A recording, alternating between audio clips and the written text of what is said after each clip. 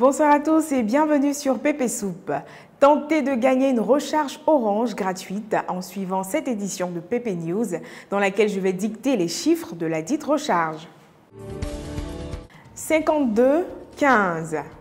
À Kawolo Mangoroso, un village situé à quelques kilomètres de Dabakala, les femmes ont pour activité principale l'agriculture. Bouska nous plonge dans le quotidien de ces femmes à travers une journée passée avec Ouattara Afoussiatou, une mère de 6 enfants. Contrairement aux femmes de sa génération, elle a décidé de scolariser ses enfants en lieu et place de les faire travailler au champ. En contrepartie, elle a promis à son époux, pas très d'accord de ce choix, de le soutenir dans les tâches champêtres. Reportage 78 71 48. Village de Kawolo Mangoroso. Voici la mère Ouattara Afoussiatou, mariée, 47 ans, agricultrice comme toutes les femmes du village. Mais elle a la différence là, c'est qu'elle a fait le sacrifice d'envoyer tous ses 6 enfants à l'école. En échange, elle a promis à son mari de l'aider dans les travaux champêtres. Promesse qu'elle continue de tenir jusqu'à aujourd'hui. Bon, on l'a suivi dans son quotidien.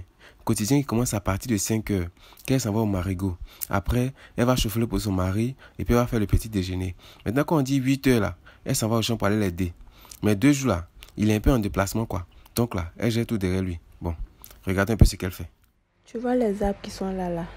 Si on les abat pas là, les ignames qui sont dedans là ne peuvent pas s'épanouir. Ça va pas réussir. C'est pourquoi on les abat. Parce qu'ils font ombre sur les buts là. Quand c'est comme ça là, ils n'ont pas accès à la lumière aussi. Voilà pourquoi on met feu en bas pour détruire. Et puis quand ça va sécher là, on peut prendre hache pour couper. Ça va servir de fagot. La Côte d'Ivoire accueille chaque année des ressortissants étrangers sur son territoire. Certains viennent pour des vacances, pour voir la famille. D'autres, par contre, y trouvent une aubaine du point de vue économique.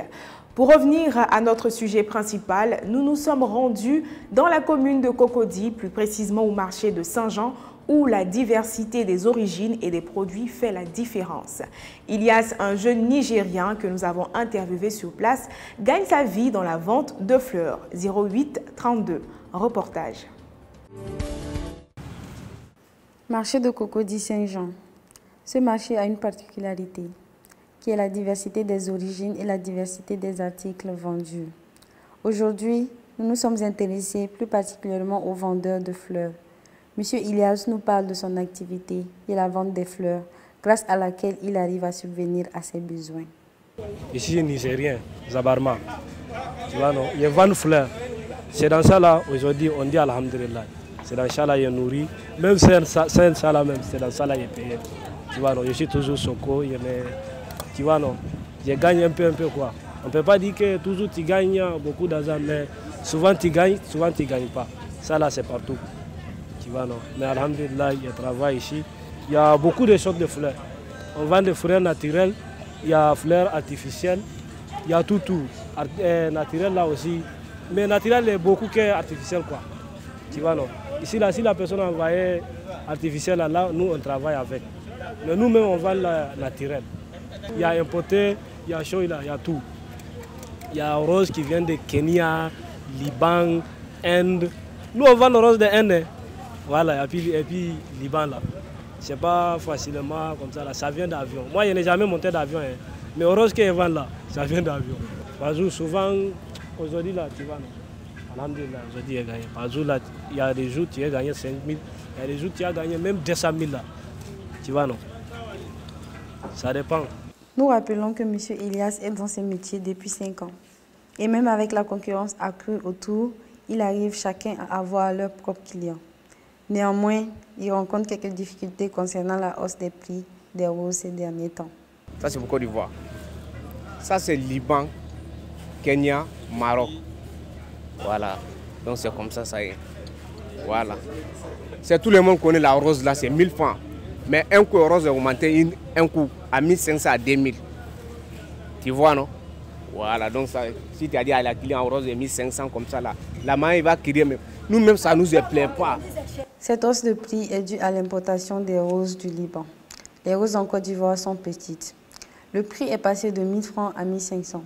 Et plus le prix des roses augmente, plus les clients se plaignent. C'est tout le monde est coincé. On est obligé de faire avec. Sinon, habituellement, on a l'habitude de prendre ça à 1000 francs, 1000 francs. Bon, aujourd'hui, on nous dit 1500 qu'on ne peut pas diminuer. Maintenant, le bouquet là, comme ça, vous l'avez payé à combien? 15 000. C'est trop. Habituellement, moins 10 000. À cause des roses? Oui.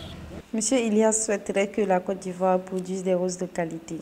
Ça leur évitera de payer des frais de douane liés à l'importation des roses et aussi pour la satisfaction de la clientèle. Ainsi se termine cette édition de PP News. Merci cher Piment d'avoir suivi. J'espère avoir su mériter votre précieuse attention.